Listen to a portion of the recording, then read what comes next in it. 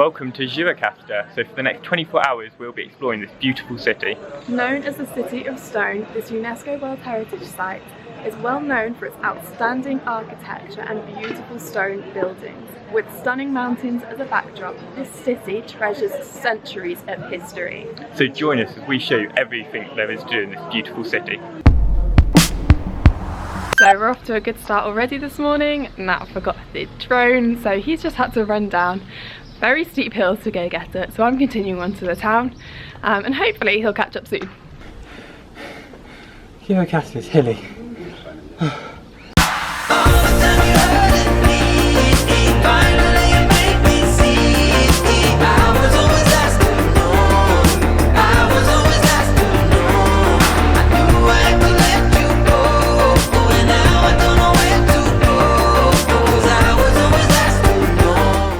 So we're just heading up to the top of the hill for the Castle of Gjirokaster. It's basically the most famous thing to do in the city. It's perched on top of the hill and gives amazing panoramic views of the city, and it's got a really interesting history which we'll share with you later. Take a minute to breathe right, to check it if it feels right. So the statue here is a statue of a partisan fighter. So these were people that basically defeated the Italian and Nazi invaders during World War II, and thousands of these statues were erected across the country during the communist era to kind of convince people that the communist regime was in line with the values of the partisans to gain popular support. I kept your face in the locket, but now it's time to stop it. So a lot of these cannons were actually supplied by the British Empire. They were sent to Albania to help Ali Pasha, the Ottoman Empire ruler in this area, remain in control. So yeah, the ones marked with a rose and crown were supplied by the British Empire. Not our proudest bit of history.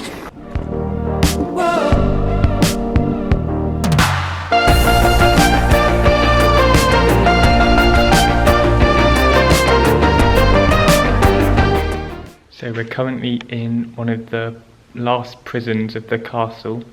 It is pitch black in here. Like if we turn these lights off, like, yeah, it's a bit dark. So I can imagine how scary it would have been being a prisoner.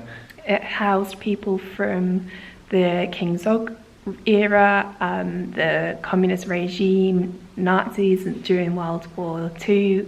It's seen so many different prisoners over the years, and it's quite big, so they probably fitted quite a few hundred prisoners in here. Yeah, it's really cool and massive.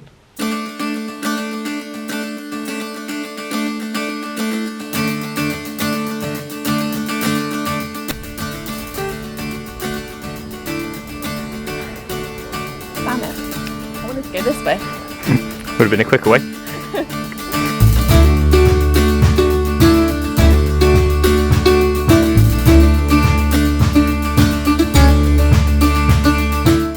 Basically, when the castle was taken by the Ottoman rulers, the princess that was here ran with her baby to this point in the wall and jumped over the wall to her death. Miraculously, the baby survived and milk flowed from the rocks to feed her baby, and actually it has kind of been confirmed by archaeologists because there's calcium deposits on the rocks down there. That's quite cool. It's quite a big drop.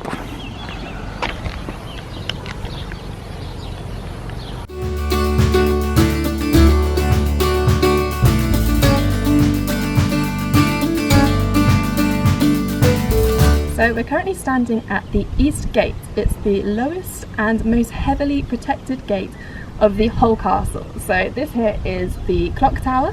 It was built by Ali Pasha in the early 19th century, and legend has it the bell can be heard from as far as northern Greece, which is just incredible. I mean, we're not far from Greece, but still, that's quite impressive.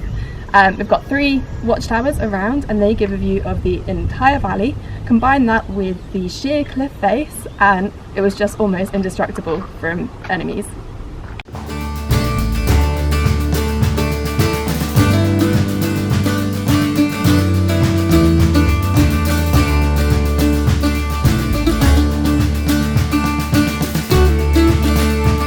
So it's really cool exploring all these tunnels and chambers throughout the castle.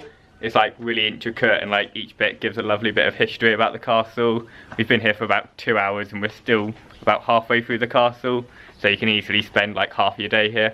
So it's definitely worth the money, I'd say. It's only 400 lek per person, which is less than £4, so would definitely recommend coming here. I belong on stage. It's a really cool stage. It is. Must have taken them ages to do. It's like just so many individual like wires that are just strung together, and it's really cool. So last week there was a big Albanian festival, so that's why this dome thing's here. I think it was like showing off traditional Albanian music and dancing.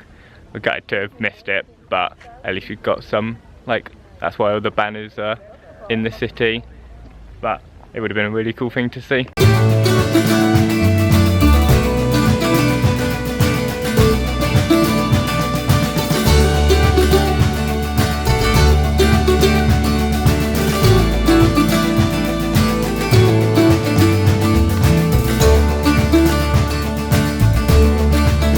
So we've just paid an extra 200 lek per person to access 3 museums to learn a bit more about this place and the history of Gjirokaster, so it should be interesting.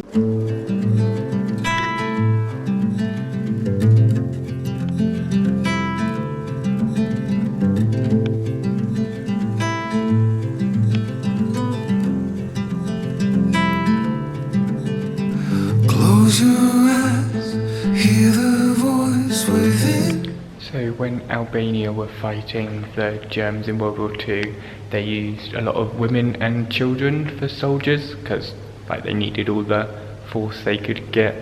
So a lot of the women and children were made to fight against the Nazis. So we're currently in the largest prison in Gjirokaster. I think it's been in prison for a while. I'm not 100% sure on that, I'll be honest.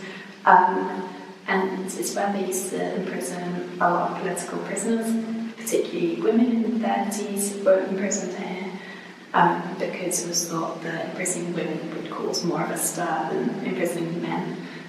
So that's why they have mostly female prisoners here. So during the communist era, they used to refer to people in prison as being in university. So like people in the streets, they're having conversations with the so-and-sos at university, and the degree they were studying related to the charge they were under. So for example, if they were studying international relations, then they had been caught for treason, and the number of years they served was related to the degree that they were. And if they, for example, dropped out of university, they had been murdered. If they had become a teacher following university, then they were a spy. So that's quite interesting how people manage to communicate around the restrictions in speech. Calling this heavy load got under your skin. Hauling, you got the white knuckles holding on it tight, keeping your feelings bottled up inside, heading for collision in the night. So in 1967, the communist regime officially announced Albania as an atheist country, and it was the first ever atheist country in the world. And basically they got rid of all religious buildings. They destroyed 12 of the 13 mosques in the city, and everyone who was practicing religion was either killed or imprisoned. Live, you gotta die. Breathe in, breathe out. So we've just finished at the castle. It was really fun and interesting, wandering around the ruins, and like you could climb on them as well, which was really fun. We spent probably way too long there. We spent about 4 hours exploring, but actually, like, I don't think we were too slow. Like, I think you do need to allocate quite a lot of time there. It's the largest castle in the whole of the Balkans, so it's a pretty big place. We definitely also recommend going to the museum for the extra 200 lek. It was really informative and like really interesting learning about the prison. Yeah, I found the prison like quite intense. Like, just knowing how many people died there.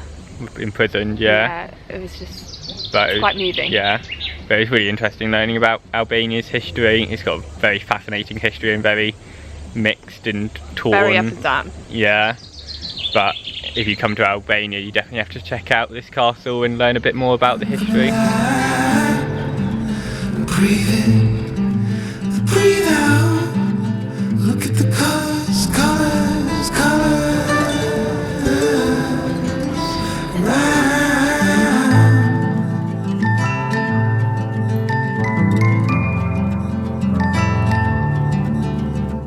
So we've just been walking around the streets of Gjirokaster and they're so picturesque. Like you just wander around and every corner you take it's just so beautiful. Seeing all the artisan shops selling like homemade goods and like tourist souvenirs. It's really nice. To come to a restaurant, Edua, which seems like a really nice place. It's on the main square. And we've just gone for a drink because it's really hot, so we need cooling down and Megan needs caffeine. I was going to say, mine isn't exactly going to cool me down, but it's been a really nice day so far and we can't wait to explore a bit more of the city. So I got an espresso. A single espresso. Imagine putting both of those in it. That's going to be bigger than the coffee itself. Do people really drink it that sweet? Like, comment below if you do, because that blows my mind. Imagine how much like caffeine and sugar you would have in your body. Maybe I should try it. No, don't.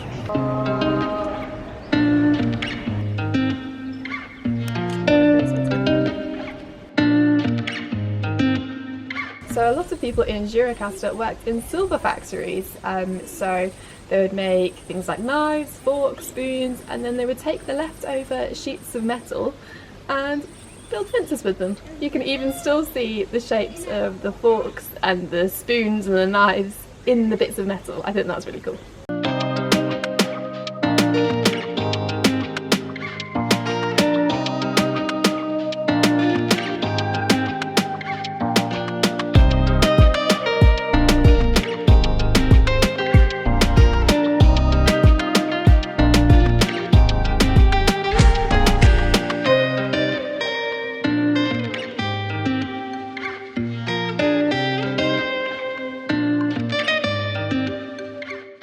At a viewpoint over there taking some photos when someone just came up to us and recommended we go to Ali Pasha's bridge. So we're going for a spontaneous hike to see this place. It looks incredible. She showed us some photos. Hopefully it'll only take us about 15-20 minutes to get there as it's already 6 o'clock. Yeah, it's a bit further out of the city but the views seem worth it. So yeah, let's hope it's nice. Yeah.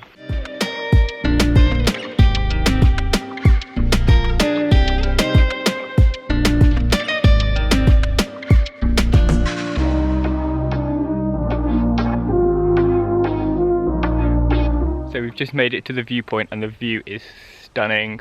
It's like a massive valley. It feels so remote and like cut off even though there's literally a city about 10 minutes away. The bridge itself looks stunning. We just can't help but take photos. The sun's just setting as well, so it's like the perfect lighting. It's just really beautiful. Would highly recommend coming up here. We're literally like the only people here as well, so you'd have it all to yourself.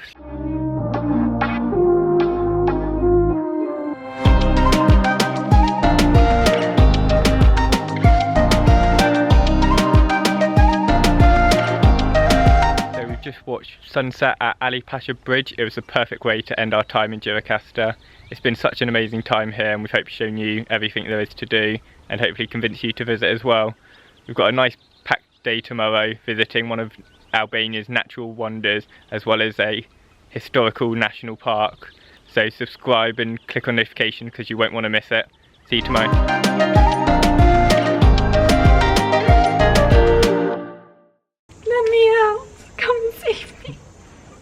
Never. Oh, it's got a cobweb. Bleepers.